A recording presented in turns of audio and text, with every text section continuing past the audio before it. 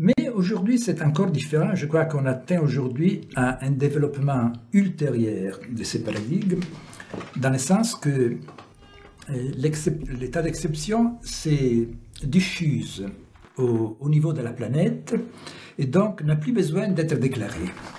Et là, par exemple, si on prend la notion de sécurité, la notion de sécurité dont on parle tellement aujourd'hui, et qui est presque le mot d'ordre des gouvernements occidentaux, est une notion qui vient de l'état d'exception, c'est les saluts publics, la sécurité, tout ça.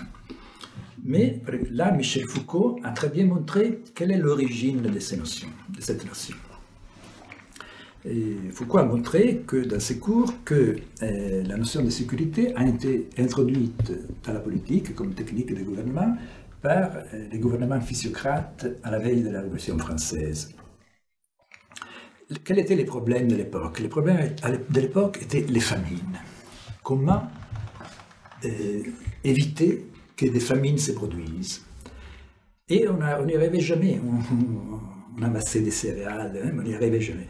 Et les physiocrates ont eu cette idée, peut-être on peut dire géniale, on va arrêter d'essayer d'éviter les famines. On va laisser que les famines se produisent, mais après, on va être prêt, on va être en état de les gouverner, de les orienter, de les sécuriser dans une bonne direction. Or, il ne faut jamais oublier cela. Il y a encore des ingénus qui croient que les paradigmes de la sécurité visent à prévenir, par exemple, des actes de terrorisme. C'est absolument faux.